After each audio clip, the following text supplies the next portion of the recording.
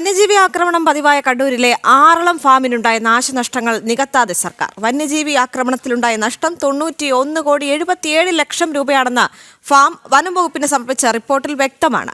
കായ്ഫലമുള്ള 12,497 തെങ്ങുകളും 26,077 തെങ്ങിൻ തൈകളും നശിപ്പിക്കപ്പെട്ടതായി വനം വകുപ്പ് മന്ത്രിയുടെ ഓഫീസിൽ സമർപ്പിച്ച റിപ്പോർട്ടിൽ പറയുന്നുണ്ട്.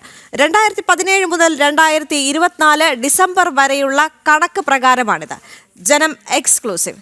വന്യജീവി ശല്യവുമായി ബന്ധപ്പെട്ട് നിരവധി പരാതികൾ സംസ്ഥാനത്തുടനീളം വന്നെങ്കിൽ പോലും വനം മന്ത്രിയുടെ ഭാഗത്തുനിന്ന് യാതൊരു തരത്തിലുള്ള നടപടികളും ഉണ്ടാകുന്നില്ല എന്നൊരു ആക്ഷേപം നിലവിലുണ്ട്. ആ സാഹചര്യത്തിലാണിപ്പോൾ വന്യജീവി ആക്രമണം പതിവായ കണ്ണൂരിലെ ആറളം ഫാമിനുണ്ടായ നാശനഷ്ടങ്ങൾ കൂടി പുറത്തേക്ക് വരുന്നത്. ഈ നാശനഷ്ടങ്ങളൊന്നും സർക്കാർ നികത്തുന്നില്ല എന്നൊരു പരാതിയാണ് ഇതിലൂടെ മനസ്സിലാക്കാൻ സാധിക്കുന്നത്. അഖിൽ പാലോട്ടുമടം ചേരുന്നുണ്ട് കൂടുതൽ വിവരങ്ങളുമായി. അഖിൽ, വന്യജീവി ആക്രമണത്തിലുണ്ടായ നഷ്ടം 91,77 ലക്ഷം രൂപയാണെന്നാണ് വനം വകുപ്പിന് സമർപ്പിച്ച റിപ്പോർട്ടിൽ വ്യക്തമാക്കിയിട്ടുള്ളത്, അല്ലേ?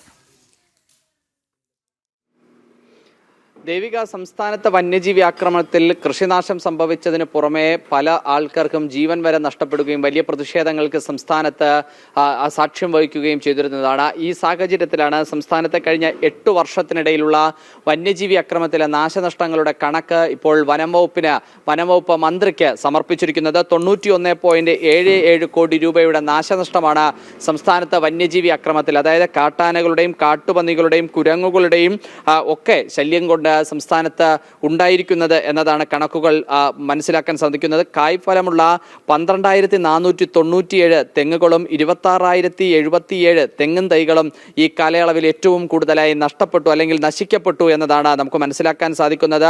ഇതിൽ ഏറ്റവും കൂടുതൽ വനവാസി മേഖലകളിലും അതുപോലെ തന്നെ ആനകളുടെ കാട്ടാന ശല്യം മൂലമാണ് ഇതിൽ കൂടുതലുമായി ഉണ്ടായിരിക്കുന്നത് എന്നതാണ് മനസ്സിലാക്കാൻ സാധിക്കുന്നത്. തൊഴിലാളികളും ആദിവാസികളും അടക്കം കാട്ടാനകളുടെ ശല്യം മൂലം 12 പേർ മരണപ്പെട്ടതായും ഈ റിപ്പോർട്ടിൽ പറയുന്നുണ്ട്.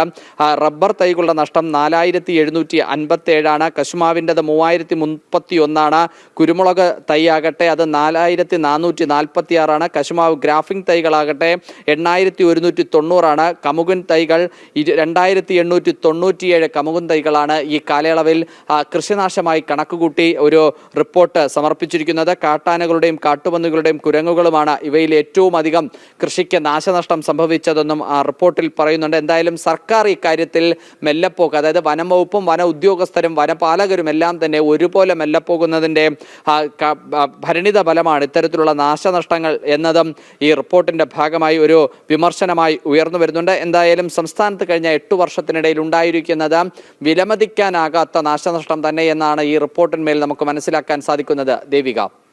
ശരി അഖിൽ.